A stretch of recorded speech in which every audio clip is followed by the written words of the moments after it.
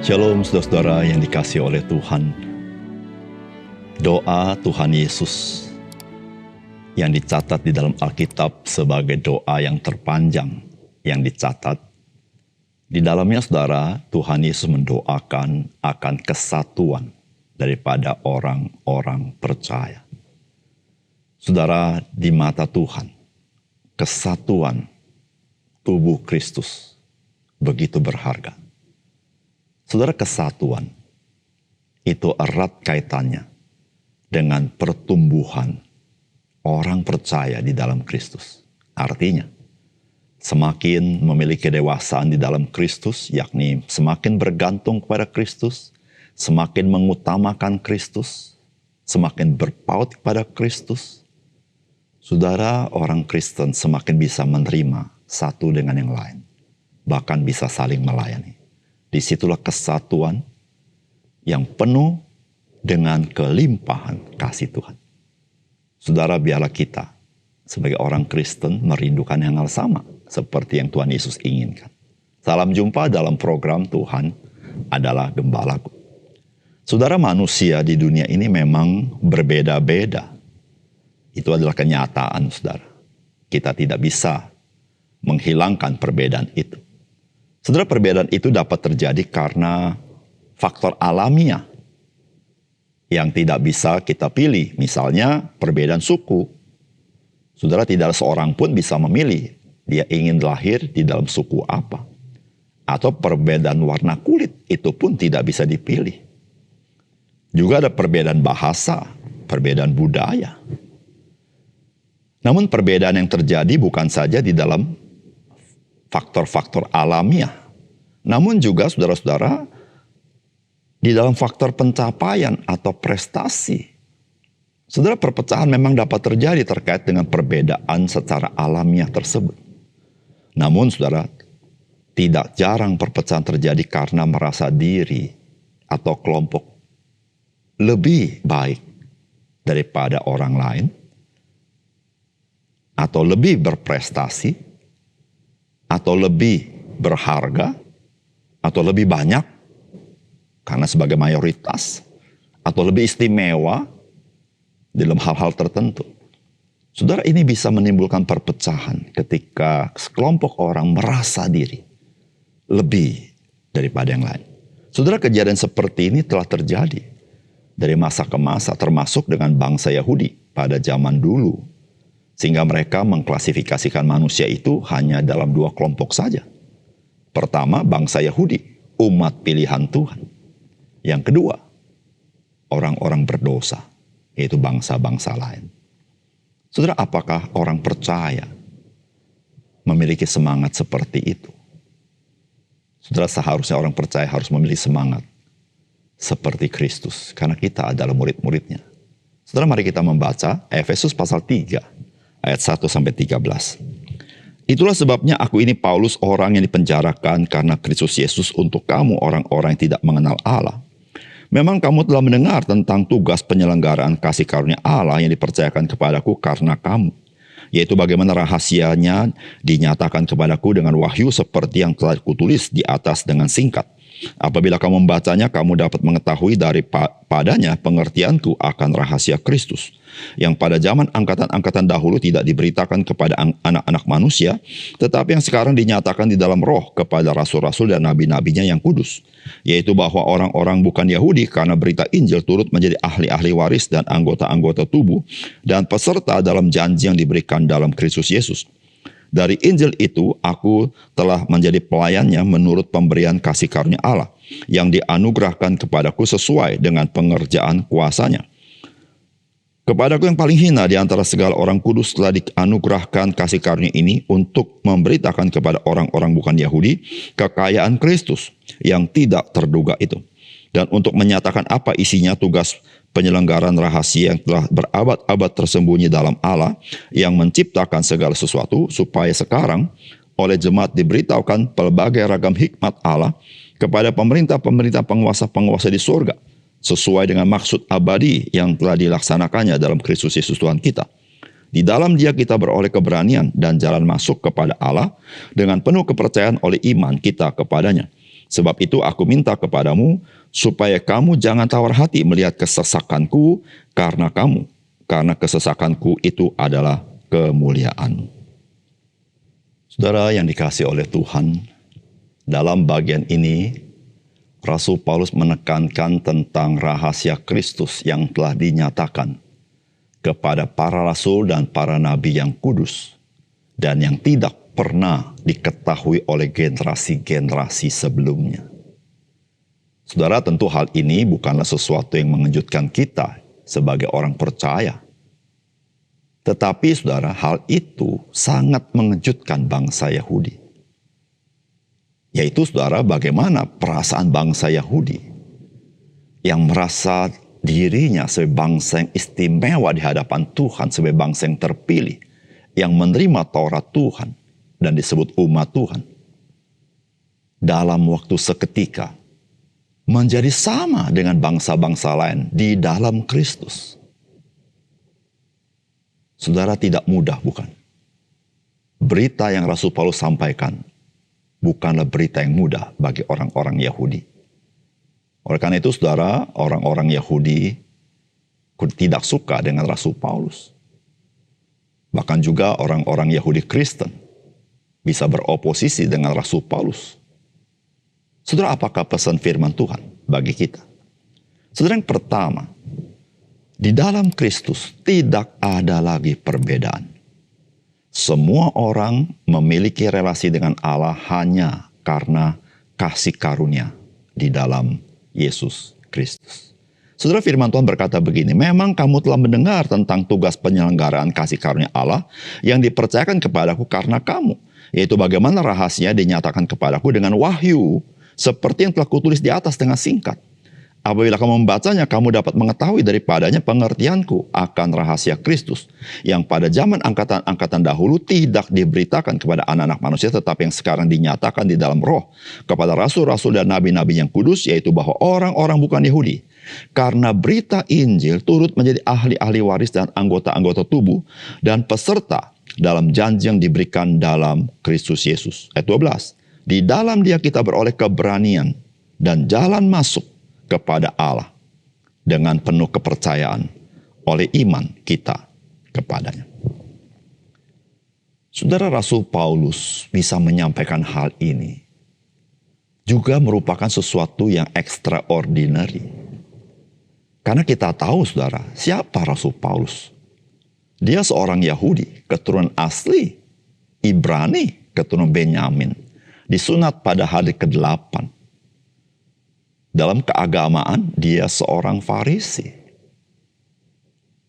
Saudara, tentu, saudara, dia bukan hanya orang Yahudi biasa.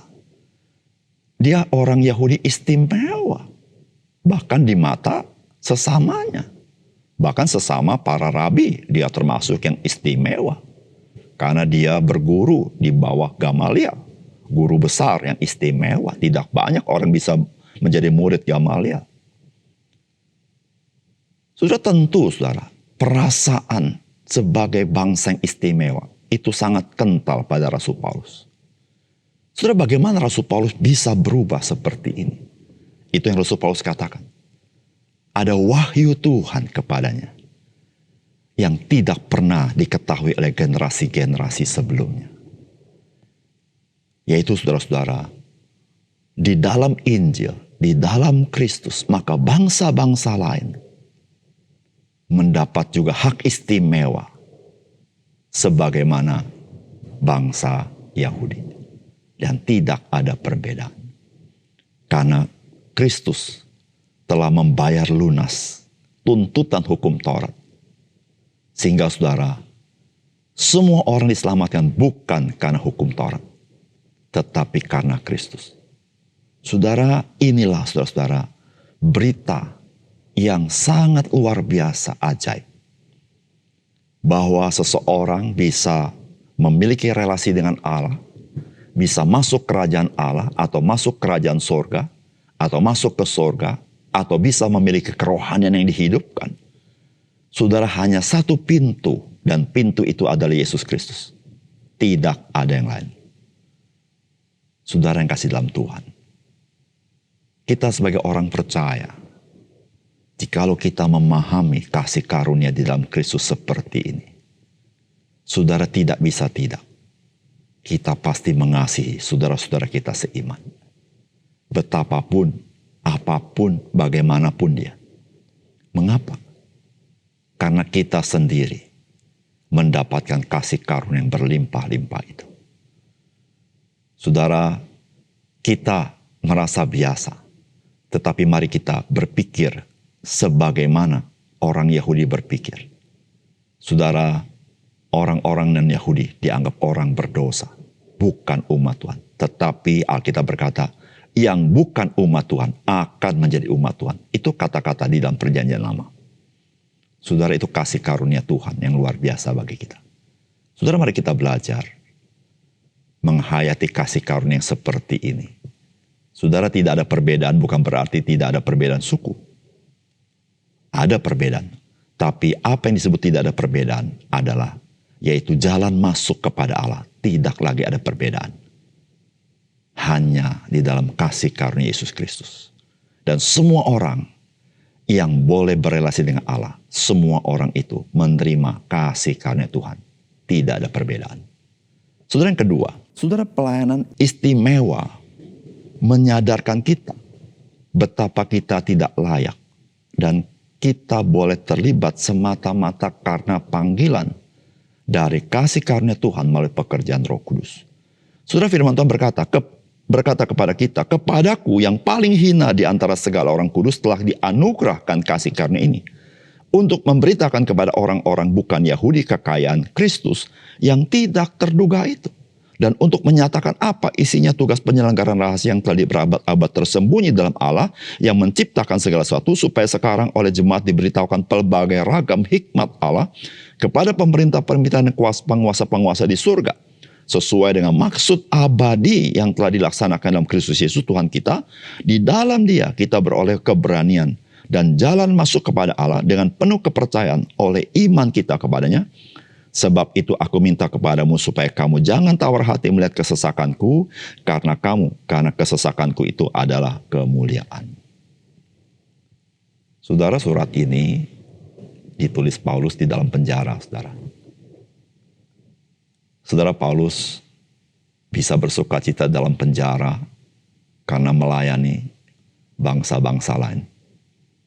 Mengapa bisa begitu? Saudara, bagi Rasul Paulus, saudara, dia seorang Yahudi tulen. Berita ini adalah berita yang luar biasa dahsyatnya. Saudara, bagi Rasul Paulus, wahyu ini merupakan keajaiban kasih karunia Tuhan yang melampaui akal budi dia. Sehingga saudara, dia rela membayar harga apapun demi berita Injil yang seperti ini. Saudara, itulah yang dirasa oleh Rasul Paulus. Sehingga saudara, semakin dipercaya oleh Tuhan, Rasul Paulus semakin menyadari betapa hina diri dia. Tidak heran saudara, di bagian ini berkata, kepadaku yang paling hina di antara segala orang kudus telah dianugerahkan kasih karunia ini untuk memberitakan kepada orang-orang bukan Yahudi kekayaan Kristus yang tidak terduga itu. Saudara, kasih karunia itu, saudara, begitu terang benderang di mata Rasul Paulus. Sehingga, saudara, Rasul Paulus tahu betapa hina dirinya. Saudara, hari ini kita sebagai orang percaya, apakah kita sadar bahwa Tuhan begitu melihat kita istimewa di dalam Injil? Keistimewaan kita bukan karena kita, tetapi karena kasih karunia Tuhan yang berlimpah-limpah itu kepada kita dan mengistimewakan kita.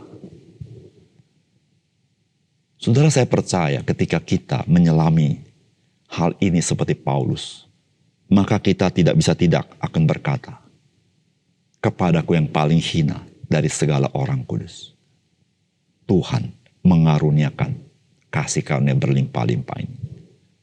Saudara, perasaan yang seperti ini membuat kita rela melakukan apapun bagi Tuhan. bahkan di dalam segala kesulitan, kita memiliki sukacita yang besar. Karena saudara-saudara, bagi Rasul Paulus, penderitaan dia adalah kemuliaan bagi orang lain. Saudara, bagaimana dengan saudara? Jikalau saudara hari ini sedang lesu rohani, sedang mundur, sedang kecewa, saudara, pikirkanlah kasih karunia Tuhan yang begitu dahsyat yang Tuhan berikan kepada kita. Lihatlah betapa ajaibnya Tuhan kita. Saudara, saya percaya engkau akan berkobar-kobar melihat kasih karunia Tuhan yang ajaib di dalam Kristus bagi kita. Mari kita berdoa. Bapa surga, terima kasih untuk kebenaran firman Tuhan yang ajaib. Kami seringkali sebagai orang Kristen terbiasa dengan kasih karunia itu. Tetapi hari ini biarlah kami, mata rohani kami celik. Sesungguhnya kasih karunia ini sesuatu yang tidak biasa, yang extraordinary, yang tidak biasa. Tetapi Tuhan sudah rancangkan di dalam kekekalan ada di dalam hatimu, bahwa di dalam Kristus kami semua menerima kasih karunia ini. Tuhan, terima kasih untuk firman Tuhan. Dalam nama Tuhan Yesus kami berdoa. Amin.